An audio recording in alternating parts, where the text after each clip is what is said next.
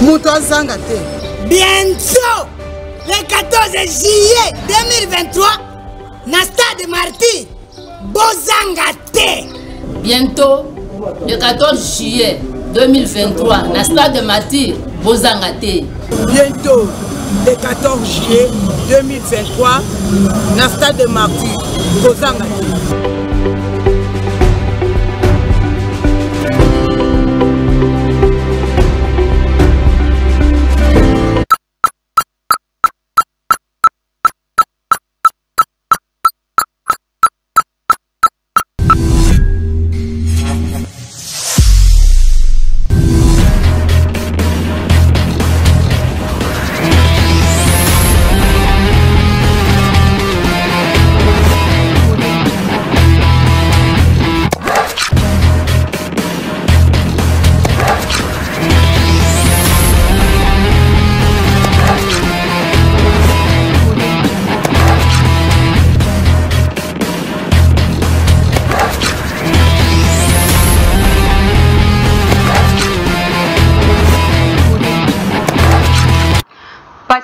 De vous informer, former, c'est notre devoir. Si nous sommes là, c'est juste pour vous mettre au parfum de l'actualité marquant la République démocratique du Congo. Bonsoir et bienvenue à votre émission 30 minutes pour convaincre. Le conflit RDC Rwanda remis au goût du jour. Pourquoi faut-il soutenir le président Félix Antoine Tshisekedi aux élections de 2023? C'est une question posée où vous aurez la réponse avec notre invité, analyste politique, honorable Willy Bobo Zama. Donc c'est avec lui que nous allons juste échanger par rapport à cette thématique. Il est juste l'autorité morale, le président d'un parti politique, Alliance des Sociaux-Chrétiens, un parti politique plutôt proche de la population. Honorable, bonsoir et bienvenue à cette émission. Bonsoir Madame Elali. Qui est honorable Willy et comment pouvez-vous nous parler au moins de votre parcours pour convaincre la population congolaise qui vous suit enseigner? Oui, merci maman. C'est votre mois. D'abord, bonne fête. Merci. Et Willy Bobo Nzama n'est qu'un Congolais, né à Kikwit, ayant vécu entre la province de Bandundu et la ville de Kinshasa. Et j'ai terminé mes études ici avant d'aller continuer en Allemagne. Et après avoir travaillé là-bas, j'ai décidé de rentrer pour faire la politique. Et j'étais en Allemagne, dans la ville de Munich. Je suis l'un des fondateurs de la fédération ou la cellule de l'UDPS Munich, UDPS Allemagne, avec le président fédéral Tshisekedi. C'est quelle année? C'était en 1992, donc 1992. Ok. Et voilà, après avoir vécu 10 ans, je suis rentré parce que j'ai la passion de la politique. Je suis rentré en 2001 et regarder la géopolitique ou la politique congolaise et transfuge de l'UDPS, qui est un parti social-démocrate, j'ai opté pour aller m'adhérer dans Palou, dans la province de Bandundu, plus précisément dans la ville de Kikwit, ou d'abord au secteur Kwenge, dans le territoire de Bulungu. C'est là où je me suis adhéré comme membre du parti Palou. Et j'ai œuvré à Kikwit avec le professeur Mvwama. Et en 2006, j'ai été élu député national du territoire de Bulungu avec 40 000 voix. Et j'étais le premier de la circonscription électorale de Bulungu. Et puis, deuxième de la province de Bandundu de l'époque. Après, bien sûr, le professeur Mvwama, qui avait 63 000 voix. Donc voilà. Et de là, j'étais, après avoir siégé 2 ans et demi, j'étais nommé vice-ministre du développement rural, gouvernement Mouzito 1. Et après, le remaniement du 19 février 2010, je suis resté à la réserve de la République et jusqu'à postuler en 2011 d'abord. Le parti nous avait fait sortir. Vous imaginez, à la veille des dépôts de candidature, on vous dit que vous ne serez pas candidat. C'était difficile pour tous les députés de Palou de 2006. Et de là, 2018, on a tenté encore avec G7, ça n'a pas été, comme vous le savez. J'étais élu, mais je ne me suis pas fait proclamer élu. Et c'est comme ça que j'ai décidé de créer un parti avec les amis. Et le parti se nomme Alliance des Socio-Chrétiens. Pourquoi Alliance? Donc, pourquoi Alliance des Socio-Chrétiens? C'est un parti de l'Église. Je m'assume d'être chrétien. Si les autres ont honte de dire qu'ils sont chrétiens, moi je m'assume. Je m'assume parce que je constate que il faut qu'il y ait une bonne dose de la religion dans la politique congolaise. Et je me suis rendu aussi compte que il y a une rupture entre les autorités et la population. Et je vous informe que je suis chaque mois dans ma province, dans les Kwilu. Entre-temps, j'ai été aussi président d'une ONG qui travaille en partenariat avec la fondation allemande Anzeiden. Et je suis quasiment chaque mois, soit à Massimanimba, soit à Boulungu, soit à Idiofa et à Kikwit. Quelle est votre idéologie? Nous sommes des socio-chrétiens, donc la sociale chrétienne, c'est ça notre idéologie. Et notre devise, c'est la bonne semence du Congo. La bonne semence du Congo. Voilà, donc... ça existe et ça fait déjà combien d'années au moins? Oui, nous sommes un parti qui existe depuis le 28 mai 2022. Ok. Voilà. Et nous sommes proches de la population, c'est ça notre slogan d'ailleurs. Nous sommes proches de la population.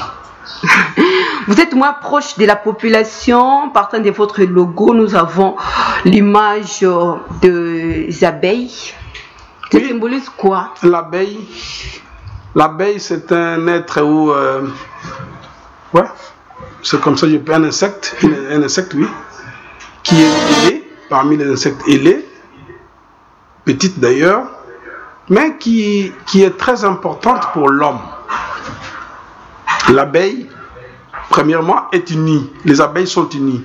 Ils sont toujours en groupe, ils sont toujours en communauté. Je crois, si vous avez suivi l'élément du pape, le pape, quand il est venu ici, il a dit qu'il faut être en communauté. Il faut privilégier la communauté. Le pape François. Oui, il a dit qu'il faut privilégier la communauté. Et les abeilles sont toujours en communauté. Ça signifie que si nous sommes unis, nous allons produire des effets positifs. Et c'est comme ça que nous avons opté comme totem l'abeille. Et à la fois unies, elles sont plutôt. Et puis les abeilles travaillent beaucoup. Et les abeilles produisent beaucoup. Si vous ne savez pas, par rapport aux fruits que nous mangeons, ce sont les abeilles qui font la fécondation. Merci beaucoup. Et puis je peux ajouter le miel. Voilà. Oui, voilà. Donc, union, être en communion, en communauté, travail ardu, et puis production. Voilà, c'est ça l'abeille. Merci beaucoup. Tournons la page de la présentation de l'honorable Bobo Zama. On entre directement dans le but de notre émission. Conflit RDC-Rwanda. Pourquoi faut-il soutenir Félix Antoine Tshisekedi aux élections de 2023? Ça a été juste notre question posée au début de cette émission, mais je vais quand même aller avec vous. On fait juste un pas en arrière. Quelle lecture faire au moins sur la situation sécuritaire dans la partie est de la République démocratique du Congo, honorable Willy? La situation sécuritaire, je vais un peu parler de l'historique d'abord. Voilà. Le Congo est victime d'une agression. Et au départ, c'était les Belges qui nous ont demandé qu'on accueille nos frères Tutsi et du Rwanda en RDC. On les a accueillis pendant plusieurs années, donc c'était vers les années de l'indépendance. Et je détiens encore les images où on les a mis dans des camions et on les a amenés vers la RDC, notamment vers le Sud Kivu. Alors, c'était pour le travail. Et c'est comme aussi, les Belges ont fait déplacer les populations Pende vers les Kwilu pour les noix de palme. C'est comme aussi on a déplacé quelques techniciens du Kwilu qui sont allés, ou de Bandundu qui sont allés vers l'Équateur. Ça, vous devez aussi le savoir. Il y a eu des mouvements comme ça. Alors, les Tutsis, on les a ramenés par les Belges pour une raison ou une autre. Alors, nous les avons acceptés et puis nous sommes restés avec eux sans problème. Alors, qu'est-ce qui arrive? Nous avons, avec Mobutu, il y a eu aussi des Tutsis qui sont arrivés et on vivait avec eux. Moi, je me rappelle, je travaillais à la Nouvelle Banque de Kinshasa, il y avait des Tutsis avec qui on travaillait, il n'y avait pas de problème. Et pourquoi aujourd'hui ça pose problème? Ça pose problème parce que Laurent Désiré Kabila les a amenés et lui croyait aussi que tous étaient Congolais. Or, en les amenant, il y avait ceux-là qui avaient des idées. De conquérir ou de pouvoir s'installer au Congo comme usurpateur. Alors, donc, moi, je peux aussi vous dire, entre-temps, que avec la tuerie d'Abiyarimana, et on nous a demandé de recevoir les Hutus. Et c'est ça aussi notre malheur, parce que nous avons accepté les Hutus, et les frères de Kagame, ils sont restés, ils ont poursuivi ces Hutus-là. Comme quoi, on devait aussi faire la vengeance. Et effectivement, ils étaient tués. Ils étaient tués à l'Équateur, on les a poursuivis. Normalement, il n'y a pas une raison que le Rwanda aujourd'hui nous agresse pour dire qu'il suit des FDLR. Les FDLR étaient déjà neutralisés. Moi, j'ai des informations qu'ils étaient poursuivis jusqu'à l'Équateur. On les a tués. Même les enfants, même les femmes. D'ailleurs, vous allez vous rappeler, il y avait le massacre de ces gens-là à l'Équateur qui a failli coûter un jugement ou une accusation à notre ancien chef de l'État, M. Laurent Désiré Kabila.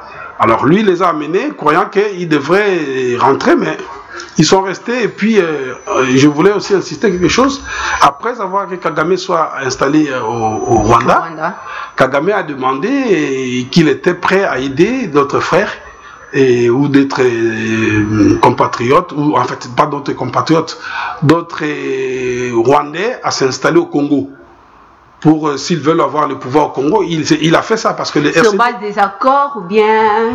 Bon, les accords, tu sais, normalement, les accords doivent être ratifiés au Parlement. Si un chef de l'État ou un ministre signe les accords, qui n'est pas ratifié au Parlement, ce n'est pas les accords qu'on doit suivre, ce sont les mauvais accords.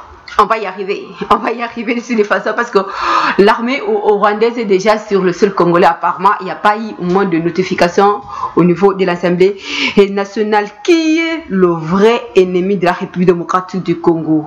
Au-delà de votre histoire, au-delà de ce que juste vous venez de donner comme étant profil de l'histoire de la République démocratique du Congo, vu tout ce qui se passe dans la partie est de la RDC.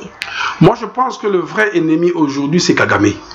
Ouais, je dis sans embâche que c'est Kagame parce que Kagame, nous avons connu, vous devez savoir aussi qu'entre le peuple frontalier, il y a toujours soit les uns qui sont entrés dans les autres, dans l'autre pays, vice versa.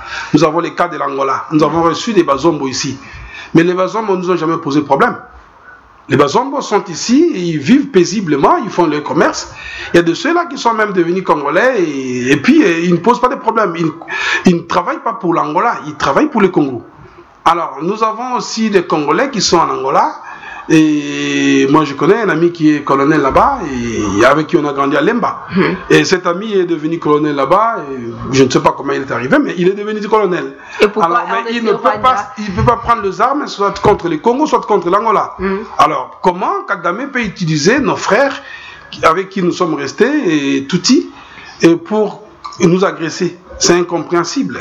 S'ils sont là, et il y a une histoire, alors on ne devrait pas avoir une histoire. C'est comme Sarkozy, il est d'origine hongroise, donc Sarkozy ne peut pas prendre les armes contre la France, c'est inadmissible. Donc il doit avoir un peu l'humanisme, il n'a pas d'humanisme, c'est un sanguinaire. Depuis que le président Félix Antoine Tshisekedi est à la gestion de ce pays, il ne cesse au moins d'enregistrer la visite des grandes personnalités. L'année passée, c'était avec le roi Philippe. Cette année, c'était avec le pape François ainsi que le président français Emmanuel Macron. Quel bilan faut-il dresser? Parce que tous sont venus avec le message de cesser le feu, tout ce qui se passe dans la partie Est de la RDC. Bon, moi je crois qu'ici je ne parlerai pas vraiment de bilan, parce que le bilan, on doit voir qu'est-ce qui se passe là-bas. Est-ce qu'il y a combat? Les combats, les FARDC ont tué combien de Rwandais? C'est ça le bilan que j'attends. Alors, le bilan diplomatique, je m'intéresse peu à ça, dans la mesure où nous devons nous battre. Et moi, je crois que si je suis derrière, je soutiens les chefs de l'État, c'est de ça qu'on peut parler. Donc, je vais y arriver. Voilà. Je sais que je vais y arriver avec ça. Donc, leur visite, ça nous apporte quoi, en fait? Bon, le pape a sa mission. Je crois que le pape serait venu depuis l'année passée. Il a reporté ça à cause d'un problème de santé. Et il s'est rattrapé pour venir quand même exhorter le peuple congolais au courage. Il a parlé de beaucoup de choses. Il a parlé de cette agression, il a condamné d'une autre manière, de sa manière, comme étant chef spirituel de religieux. Et puis, il a parlé aussi de l'union, de la communauté, que nous devons être dans la communauté. Il a parlé aussi de la corruption. La corruption qui est un mauvais fléau pour notre pays. Alors ça, il en a insisté, il a parlé de beaucoup de choses. Sur du pardon. Donc on doit savoir se pardonner si on veut aller de l'avant. Et je crois que le bilan du passage du pape, c'est à nous de tirer les conclusions, comment nous devons gérer notre pays. Je vais essayer un peu de rester sur leurs propos. Quand le pape arrive, il dit retirer juste vos mains sur le sol congolais, donc retirez vos armes sur le sol congolais. Et Emmanuel Macron plutôt arrive, il dit cessez le fait. De toute façon, ça a été juste des discours d'État ou bien un discours juste pour embellir la République démocratique du Congo, le peuple congolais? Moi, excuse-moi, je ne pardonne pas Macron. Moi, je ne le pardonne pas. Et Macron, c'est un président français. Et la France est un pays qui détient la langue française, quoi, la francophonie, le siège se trouve à Paris, que j'ai déjà visité une fois. Et je leur ai demandé qu'il y ait le développement dans l'espace francophone, au lieu de parler plus politique. Alors, je ne pardonne pas Macron parce qu'il va donner les pouvoirs, le secrétariat général de la francophonie à une Rwandaise. Ce n'est pas parce que je ne suis pas contre le Rwandais. Mais je dis que c'est une insulte à l'endroit des Congolais. Nous avons beaucoup de professeurs. Nous avons le professeur Naïwel, par exemple, qui a conduit les travaux de la francophonie ici. Pourquoi ne pas lui donner? On donne à un pays qui s'est retiré, qui est maintenant au Commonwealth, on lui donne le secrétariat général de la francophonie. C'est une insulte. Et nous, on nous tourne le dos. Qu'est-ce que nous avons fait à la France pour que, jusqu'à la nomination de Mme Moussike Wabo, et que nous, qui sommes le plus grand pays francophone, et qu'on nous tourne le dos, et puis on donne la francophonie pour baiser le Rwanda, ça je n'admets pas. Je suis vraiment, Ça a été une complicité? Complicité, non, mais c'est une, comment dirais-je, complicité. La France veut se laver au Rwanda de ce qui s'est passé en 1994. Alors, ça c'est pas notre problème, mais moi je dis que la France nous a insultés. Et Macron, quand il vient ici, d'ailleurs, la raison pour laquelle il est venu nuitamment, un président français ne peut pas venir nuitamment ici parce que les Congolais en avaient ras-le-bol. On l'attendait au pied ferme, même son retour a été aussi pas le jour, il est rentré la nuit. Et pourquoi? C'est parce qu'il sait ce qu'il a fait, il nous a poignardés. Macron nous a poignardés. Il est venu juste ici, il a fait quand même, on rappelle vu tout ce qui s'est passé en 1994, il a dit que les problèmes de la République démocratique du Congo, ce n'est ni la France, ni Macron. Est-ce qu'il faut-il compter au moins sur la communauté internationale? Non, moi je ne compte pas sur la communauté internationale, d'autant plus que la communauté internationale, c'est quoi? Ce sont les entreprises des pays civilisés, de ces pays développés, notamment les États-Unis, la France, le Canada et l'Angleterre. Et ce sont ces pays-là et aussi l'Australie qui exploitent nos mines Et ils préfèrent nous tuer et tuer nos compatriotes pour avoir les mines. Moi, j'ai dit ça quand j'étais vice-ministre dans l'un des conseils des ministres que nous avons tenu à Goma. Et pourquoi ne pas faire des projets? Et justement, le président de la République l'a aussi parlé, avoir des projets concrets pour qu'on puisse industrialiser ces exploitations minières. Et puis, ça va donner de l'emploi et aux Rwandais, et aux Congolais, et aux Burundais, et aux Ougandais. Mais alors, eux, ils préfèrent nous tuer et pour exploiter nos mines. C'est inadmissible. Le président de la République essaie souvent de hausser le ton vie. Tout ce qui se passe dans la partie de la République démocratique du Congo, quelles sont juste vos impressions?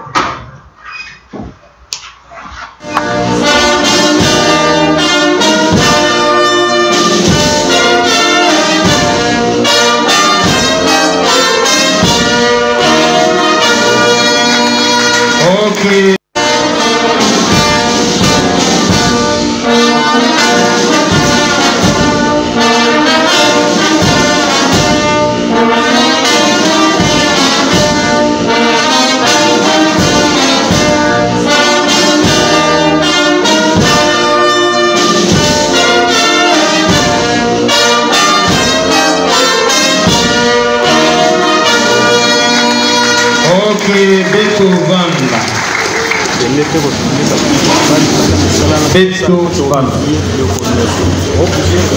Beto que pesa merci na mapangi nyonso amekwisa kurepondre.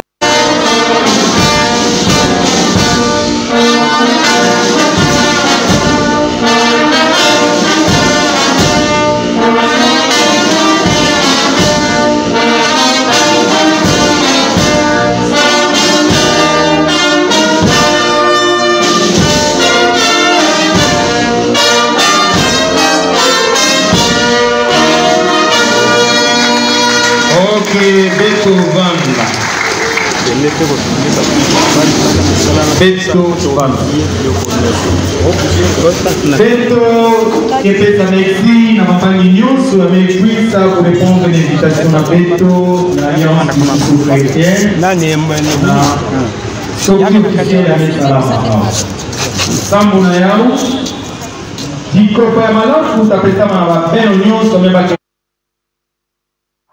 Merci beaucoup, honorable. Nous suivons juste les images. C'était sur quelles circonstances plutôt? Ça, c'est la sortie officielle de notre parti politique, ASC, à Kikwit, le 28 mai 2022. Et pourquoi vous avez jugé bon juste de faire la sortie médiatique de votre parti à Kikwit? Je l'ai fait faire parce que je me suis rendu compte que c'est un peuple qui était abandonné. Bon, la Kikwit représente les Kwilu, et la province du Kwilu, c'était une province abandonnée. Alors que ça se trouve au carrefour entre les Kasaï et Kinshasa. Et je suis natif de là, et vous n'allez pas me dire que je suis tribal, non, non. On doit avoir quand même une référence. Chaque leader a une référence, il a une base. Alors, j'ai estimé qu'il fallait commencer par là, et surtout aussi, je vous informe que le siège national se trouve à Kikwit. Oui. Jamais vu. Oui, je crois que le parti du feu, comment ça s'appelle encore, INAFEC, la plupart des partis dont les leaders sont du Katanga ont le siège à Lubumbashi. Pourquoi ne pas avoir un siège dans les Kwilu ou à Kikwit? Je ne me gêne pas. Ça ne veut pas dire que je travaille seulement pour Kikwit ou pour les Kwilu. Non, non, non, non, non. Je travaille pour la République démocratique du Congo, mais je suis conscient, et puis j'ai voulu aussi valoriser cette ville. Parce que cette ville a connu pas mal de problèmes. Il y a des érosions. Et il y a les courants qui devraient venir de Kakobola vers Kikwit, qui n'est jamais arrivé. Il y a des stades qu'on devait construire, qui n'ont jamais été construits par le gouvernement passé ou les régimes passés. Alors, je me suis dit, il faut qu'on réveille. Je réveille aussi les chefs de l'État pour qu'ils tiennent compte aussi de cette ville. parce qu'il y a des érosions là-bas et qui sont là et qui font avancer. Parfois, ils sont éradiqués, mais pas avec fracas. C'est tel est le cas que votre parti se trouve au moins, votre siège se trouve dans la ville de Kikwit. Là, on imagine déjà que la majorité de vos membres, la majorité de ceux qui occupent de postes là-bas, ce sont juste des habitants de l'autre côté. Oui et non. Oui, ça signifie que les gens, quand ils ont vu que je leur ai valorisé, il y a des fois qui s'intéressent à ces partis. Parce que la plupart des partis politiques viennent de Kinshasa. Donc, c'est pas seulement parce que le siège des institutions sont à Kinshasa que les gens doivent venir seulement de Kinshasa. Non. Ou les partis doivent venir de Kinshasa. J'ai montré l'exemple qu'on peut aussi commencer à Kinshasa et puis aller commencer à Kikwit et aller à Kinshasa. Donc, c'est comme ça. Et ici à Kinshasa, on a des membres qui sont de province, même du Kasaï, on a des membres qui sont de province du Sankourou, il y a des membres qui sont de l'Équateur, voilà, il y a des membres qui sont du Sud Kivu. Je vous informe qu'il y avait des délégations aussi du Sud Kivu lors de notre sortie officielle et les délégations du Congo. Donc ils sont installés toujours dans la ville de Kinshasa, dans la ville de Kikwit, mais ils sont à Kinshasa ici.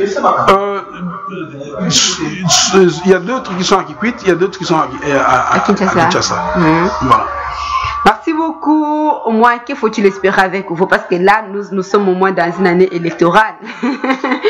Qu'il faut-il espérer avec l'Alliance de socio-chrétiens pour l'avenir de la République démocratique du Congo? Oui, mais il faut compter sur ça parce que il y a beaucoup de chrétiens. Si tous les chrétiens adhérer dans notre parti politique, je crois qu'on va évoluer. Donc votre cible, c'est juste les chrétiens? Non, je ne dis pas. D'abord, nous sommes 70%. D'ailleurs, c'est la majorité. Alors, je te dis que j'ai aussi des musulmans dans le parti.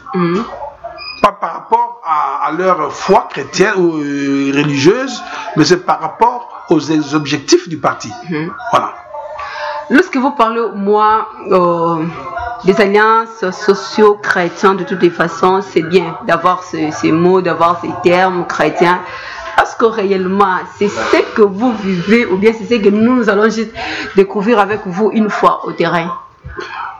Premièrement, je suis proche de la population et c'est comme ça que j'en ai voulu qu'on donne cette vivacité, cette orientation, qu'on doit être proche de la population. Les chrétiens, c'est celui qui a l'amour. Et si vous allez voir que j'ai constaté aussi qu'il y a manque d'amour entre la population et les autorités, ou les autorités à la population, vice versa. Êtes-vous pasteur? Je ne suis pas pasteur. Je ne suis pas pasteur. Mais je dis qu'on doit avoir l'amour. Jésus nous a laissé l'amour pour que les choses marchent. Lorsqu'on a l'amour et qu'on est dirigeant, on va faire les bonnes choses pour sa population.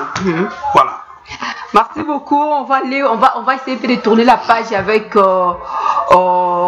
votre parti politique Alliance socio-chrétien. On entame directement notre retour avec le sujet du jour. Pourquoi faut-il soutenir Félix Antoine Tshisekedi en 2023?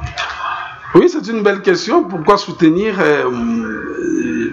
Félix Antoine Tshisekedi Tshilombo? On doit les soutenir parce que je trouve qu'il est courageux. C'est un président courageux parce qu'il a dénoncé sans ambages l'agression dont fait l'objet la RDC par les Rwandais de Kagame. Ça n'a jamais existé. Croyez-vous qu'il est le premier? Il est le premier à pouvoir le dire parce que, tu sais, le régime passé parlait, on ne veut pas la balkanisation, mais on ne citait pas les noms de l'agresseur. Il y a 20 ans, personne n'a cité le nom de l'agresseur. Et lui a le courage de citer le nom de l'agresseur. Et il le cite où? Au haut de la tribune des Nations Unies, où tous les regards du monde sont braqués sur la télé.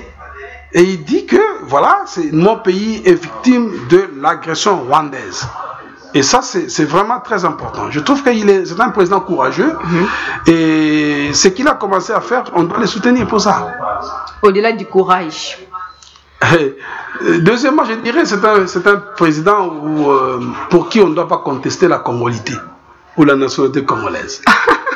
Parce que c'est un enfant pour qui nous connaissons le papa et Étienne Tshisekedi, qui fut mon président du parti de l'UDPS, et qui est décédé, paix à son âme.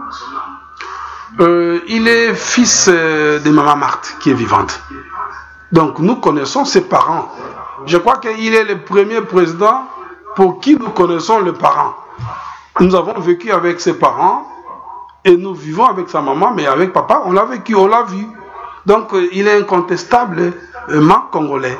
Il est 5e président quand même, avant lui il y a eu aussi d'autres présidents. Faut-il ignorer leurs identités? Non, je n'ignore pas leurs identités, mais je dis par exemple, Mobutu, on disait que ce n'est pas sa mère.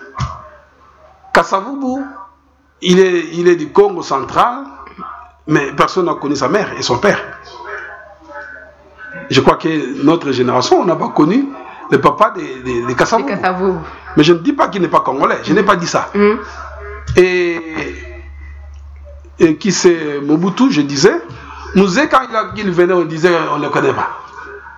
Est-ce que toi tu connais les papas de Mouzé et sa mère? Tu avais vu ça? Tu l'avais vu? Tu les avais vus? Mais du moins, nous on a vu le papa de Tshisekedi. Et sa mère. Et sa mère. Voilà. Notre pays fait l'objet de l'agression rwandaise depuis 1996 avec la guerre soi-disant de la libération, alors qu'il était juste une guerre d'occupation. Quel est votre commentaire? Oui, je pense que à un moment donné, moi j'avais dit, d'ailleurs c'est la raison pour laquelle j'avais quitté l'UDPS. Je voulais qu'on prenne les armes contre Mobutu. Mais Tshisekedi me dira que nous sommes non violents. Voilà la raison pour laquelle j'avais quitté l'UDPS, parce que j'avais estimé que c'est lui qui prendrait les armes contre Mobutu aurait le pouvoir. Alors nous, on était, l'UDPS était le parti chouchou, le parti que tout le monde croyait prendre le pouvoir à ce moment-là. Et comme Tshisekedi m'avait dit que nous sommes non violents, et c'est comme ça que j'avais démissionné de l'UDPS.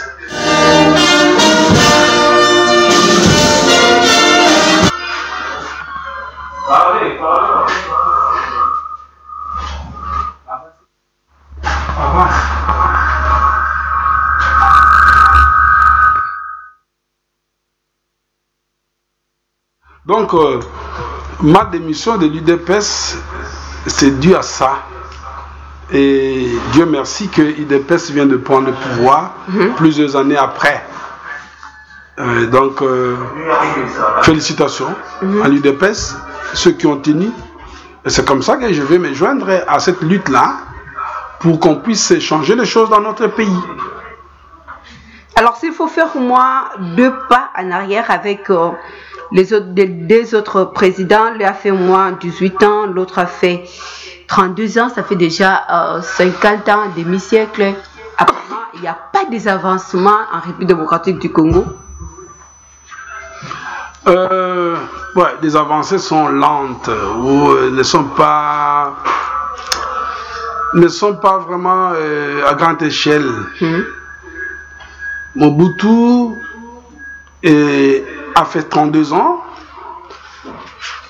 Le 24 avril 1990, il fait un bon discours qu'il y aura 2 partis politiques, 3 partis politiques plutôt. Il démocratise la vie politique du Congo, du Zaïre à l'époque, avec 3 partis politiques, dont un père et 2 de ses frères. Et nous, on s'attendait, le frère devrait être l'UDPS et Luferi de Ngunz. L'UDPS de Tshisekedi avec les autres amis, dont nous faisions partie, avec Luferi de Ngunz.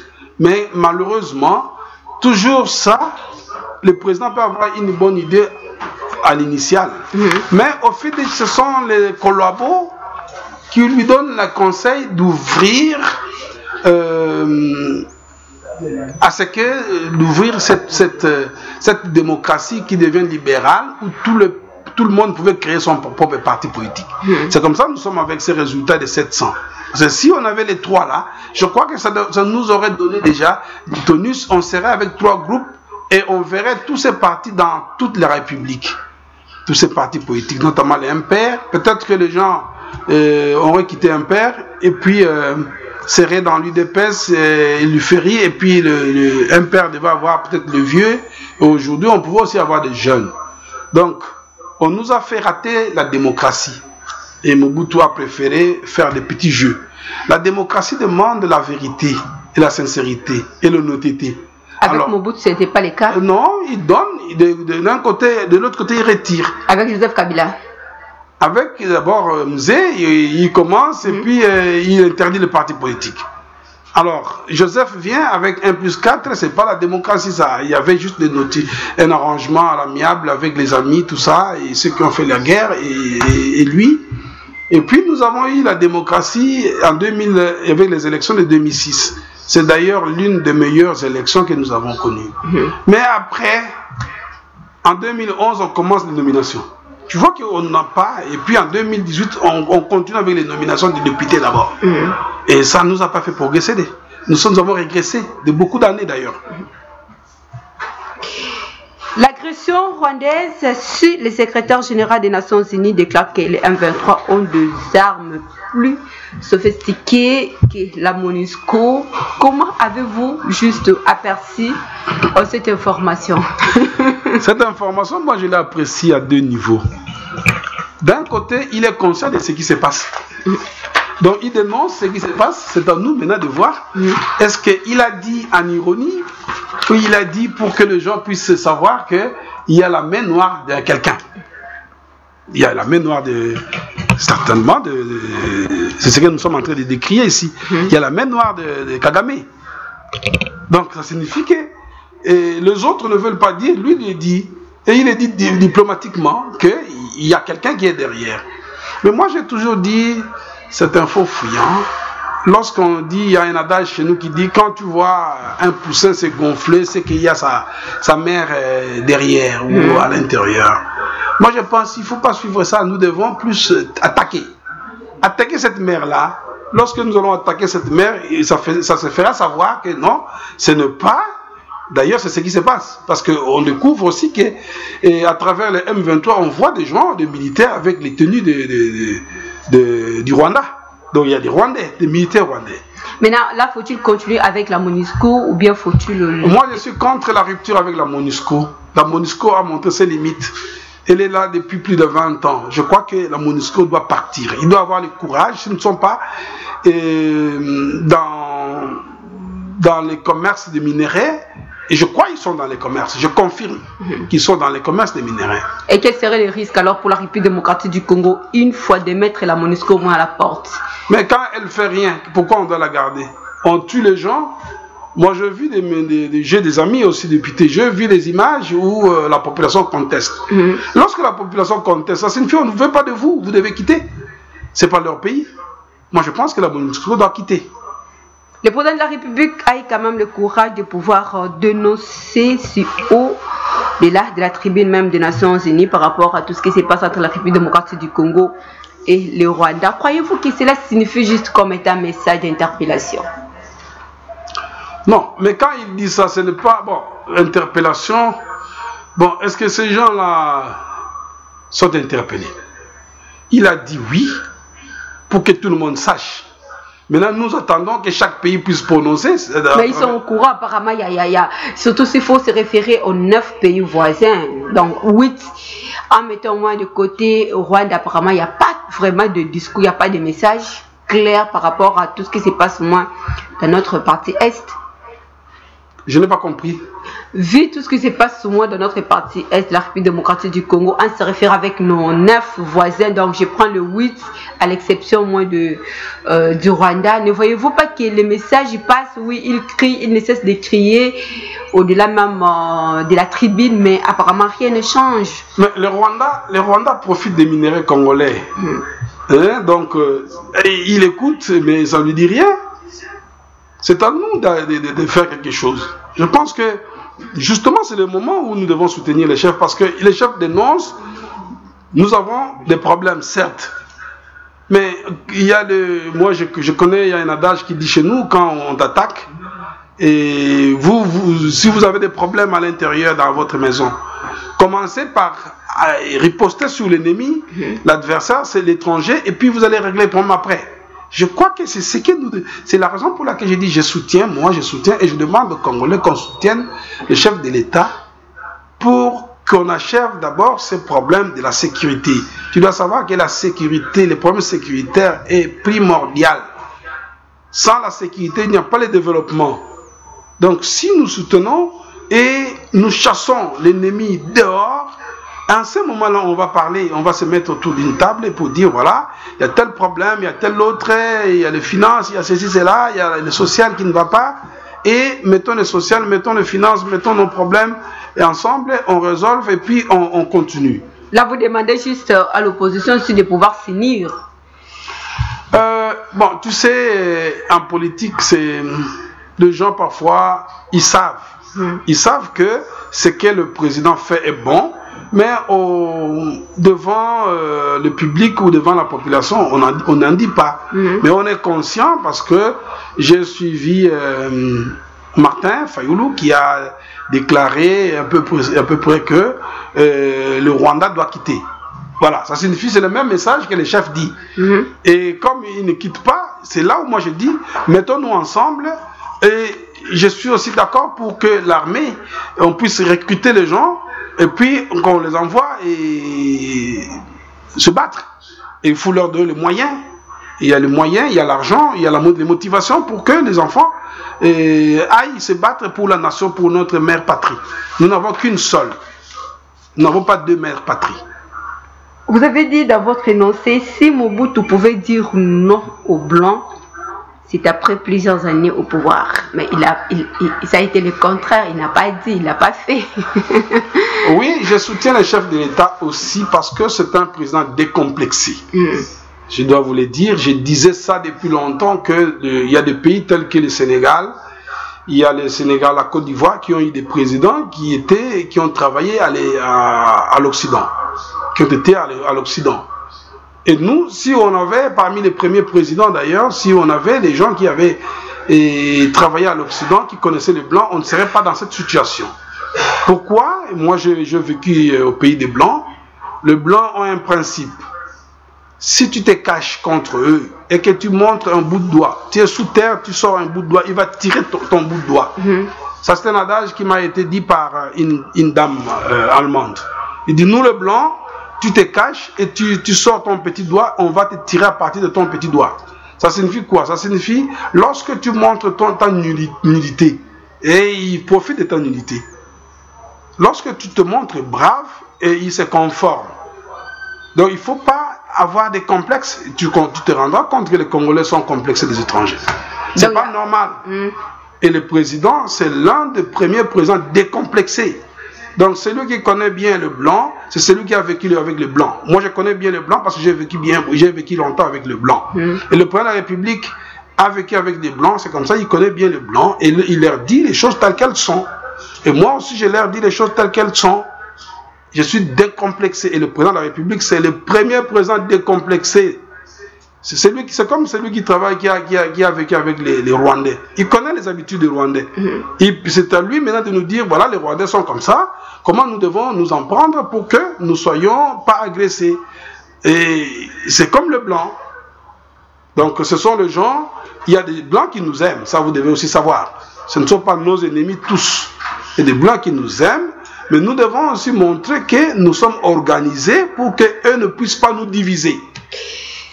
Nous devons soutenir juste le président Félix-Antoine Tshisekedi, c'est ça juste votre souhait pour tout peuple congolais. Maintenant, vu les dangers et les enjeux qui se trouvent dans la partie est de la République démocratique du Congo, entre la diplomatie et la force, quelle voie faut-il suivre pour l'instant, honorable Willy? Les deux sont importantes, la diplomatie et la force.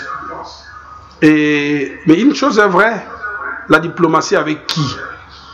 Avec les M23 qui sont rwandais? Parce que nous avons vécu avec les Tutsis. Si c'est les Tutsis, on n'a pas de problème avec les Tutsis. On a eu des Robert qui sont Tutsis qui ont dirigé ici. Et on a eu des gens, et comme je vous ai dit tantôt, j'avais des collègues à la banque de Kinshasa qui étaient des Tutsis. Mais Congolais qui travaillent à la banque. On n'a pas eu de problème. Et ils étaient à la cité. Mais depuis qu'il y a agression de 1996, c'est là où on ne le trouve pas à la cité. Ça signifie qu'il y a un problème. Donc, faut mettre au moins la diplomatie à côté. La diplomatie, ça signifie quoi? On ne doit pas négocier avec le Rwandais. Les M23, c'est les Rwandais, ce sont des Rwandais. Et les Rwandais viennent troubler la quiétude que nous, avec les autres communautés, avons depuis des années. Il y a les Bantous, il y a les Nilotiques chez nous, il y a aussi les Soudanais chez nous. Si vous ne savez pas, la partie orientale, vers Otuwele, Bazouwele, ce sont les Soudanais.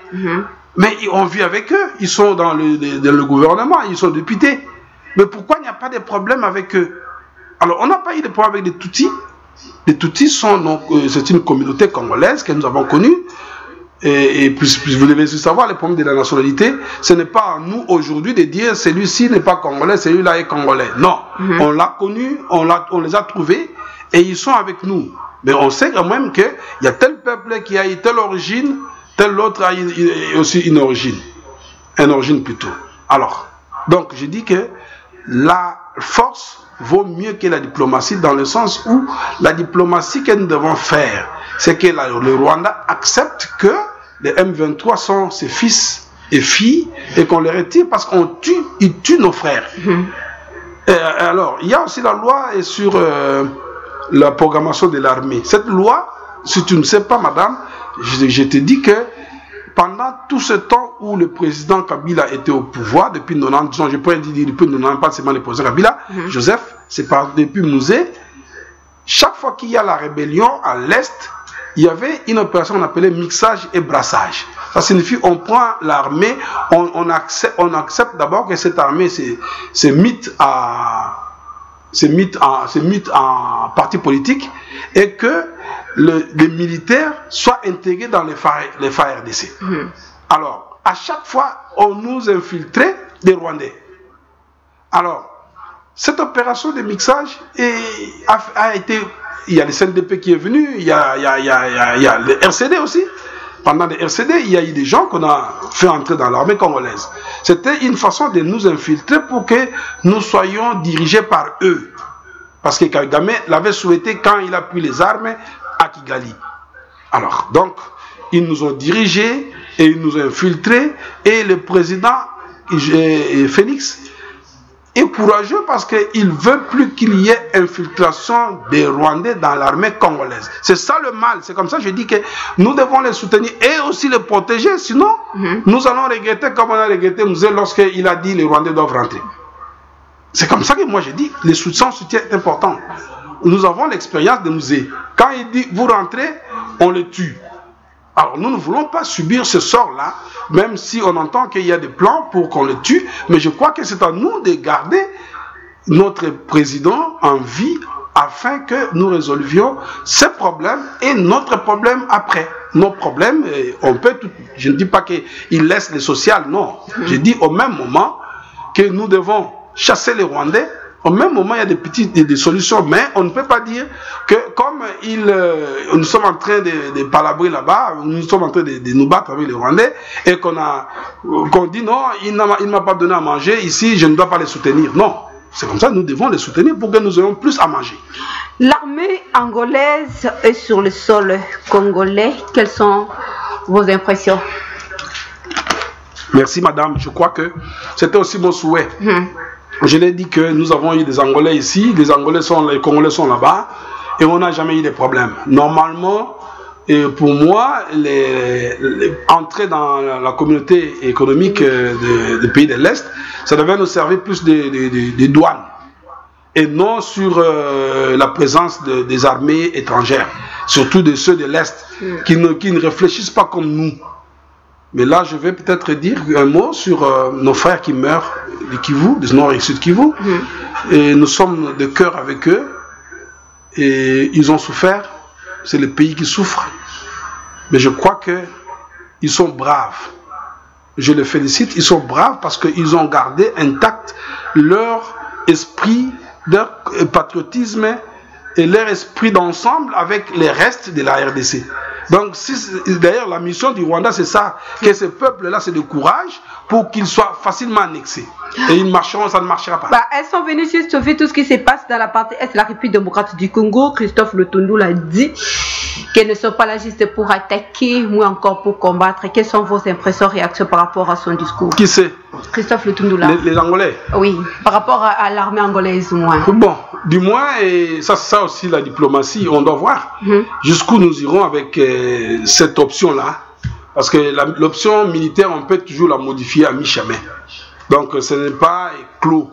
Cette option, on peut aussi voir à la longue si on trouve qu'il y a opportunité pour que l'option puisse être modifiée, on peut toujours la modifier.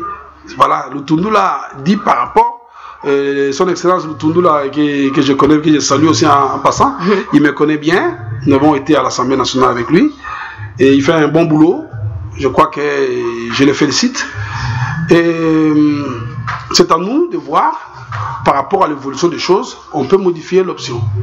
Nous sommes arrivés à la fin de cette émission. Votre message de soutien, votre message fort pour la population congolaise et particulièrement pour ceux qui vivent dans la partie est de la République démocratique du Congo. Honorable. Oui, le message qu'ils tiennent. Et moi je demande plus au chef de l'État s'il y a à acheter les armes lourdes pour sauver cette partie, qu'il les fasse. Je sais que c'est les prérogatives du gouvernement, mais avec notre système, le président a un mot à dire, à décider, parce que c'est sa politique, et qu'on achète les armes, qu'on forme les enfants, les militaires, qu'on recrute toujours davantage, parce que nous sommes plus nombreux que les Rwandais. Alors qu'on recrute et qu'on les motive. Et qu'on chasse tous ceux qui sont de l'Est, qui dirigent l'armée de l'autre côté. Qu'ils soient, si ce sont vraiment des Congolais, qu'on les amène vers le centre ou l'ouest du pays, et non les laisser là-bas. Nous vous disons merci d'être là ce soir, honorable. Merci, Madame Aurélie. Merci aussi aux techniciens que nous appelons les héros dans l'ombre. Et merci à la chaîne Show TV du pasteur Walesa. En tout cas, merci pour m'avoir accordé cette interview et puis cette émission. Et j'en serai très reconnaissant. Merci beaucoup, merci beaucoup. Ce n'est fini pour aujourd'hui. Retrouvez la rediffusion de cette émission le dimanche à 19h. Bon suite de programme sur nos antennes. Voilà. Aujourd'hui d'ailleurs, à partir des 0h, vous allez aussi suivre cette émission avec l'intégralité du début jusqu'à la fin avec Papa William. Merci de votre fidélité. Bon suite de programme sur nos antennes. Au revoir. Au revoir. Merci.